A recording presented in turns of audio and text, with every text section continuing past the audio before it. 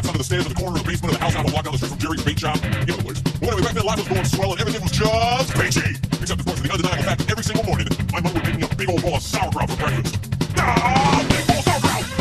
Every single morning, it was driving me crazy. Instead of my mom and said, "Hey, Mom, what's up with all the sauerkraut?" And my dear sweet mother, she just looked at me like a cow looks at an oncoming train. And she leaned right down next to me. And she said, "It's good for you!"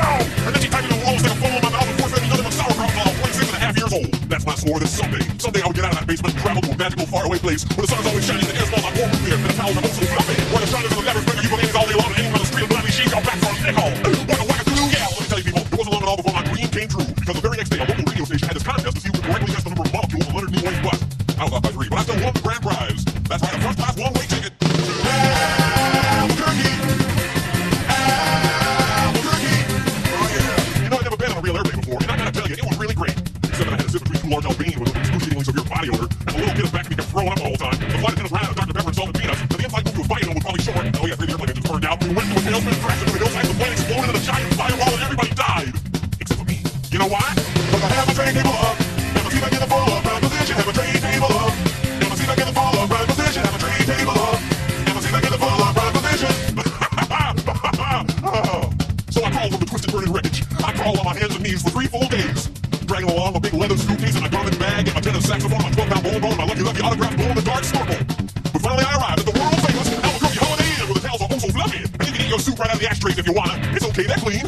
When I checked into my room and I turned down the AC and I turned on the spectrovision and I'm just about to eat that little chocolate mint on my pillow that I love so very much when suddenly there's a knock on the door.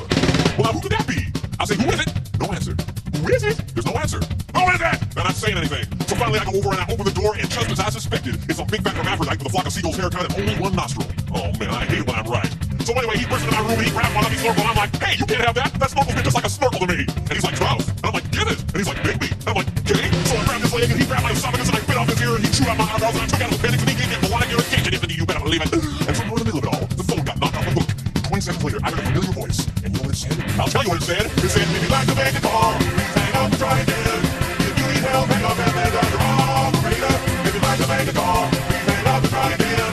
If you need help, hang up and then your operator." Albequerque. Albequerque. Well, to cut a long story short, he got away with my snorkel, but I made a solemn vow right then and there that I would not rest. I would not sleep for an instant until the one-nostril man was brought to justice. First I decided to buy some donuts. So I got in my car and I drove over to the door of the shop and I walked up to the guy behind the counter and he says, "Yeah, what do you want?" I said, "You got any glazed donuts?" He said, "No, we're out of glazed donuts." I said, "Well, you got any jelly donuts?" He said, "No, we're out of jelly donuts." I said, "You got any Bavarian cream-filled donuts?" He said, "No, we're out of Bavarian cream-filled donuts." I said, "You got any cinnamon rolls?" He said, "No, we're out of cinnamon rolls." I said, "You got any apple fritters?" He said, "No, we're out of apple fritters." I said, "You got any bear claws?" He said, "Wait a minute, I'll go check." "No, we're out of bear claws." I said, "Well, in that case, what do you have?" He says, "All I got right now is this box of 1 dozen starting raised weasels." I said, "Okay, I'll take that." So he hands me the box and I open up the lid and the weasels jump out and they immediately latch out of my face and start biting me all over. Oh man, they were just going nuts. They were tearing me apart. You know, it was just about that time that a little ditty started going through my head. I believe it went a little something like this.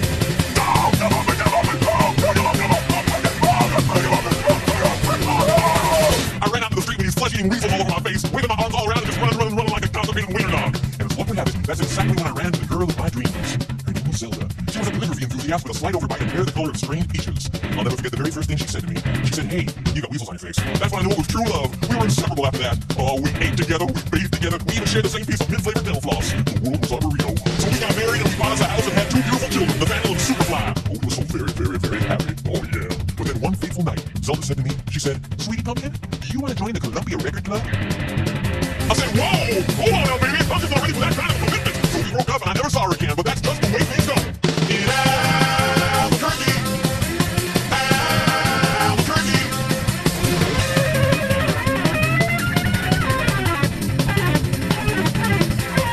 Anyway, things really started looking up for me because about a week later, I finally achieved my lifelong dream. That's right, I got me a part-time job at the Sizzler. I even made employee of the month after I put out that grease fire with my face. Oh yeah, everybody was pretty jealous of me after that. I was getting a lot of attitude.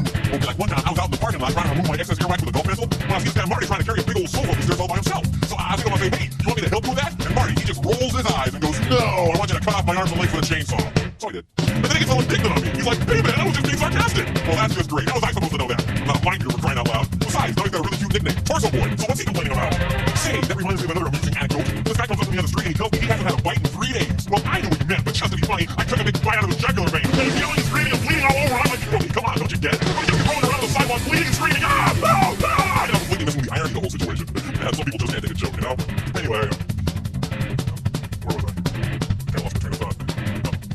Anyway, I know it's kind of a roundabout way of saying it, but I guess the whole point I'm trying to make here is I hate sauerkraut. That's all I'm really trying to say. And by the way, if one day you happen to wake up and find yourself in an existential quandary, full of loathing and self-doubt and racked with pain and isolation and your pitiful, meaningless existence, at least you can take a small bit of comfort in knowing that somewhere out there in this crazy old mixed-up universe of ours, there's still a little place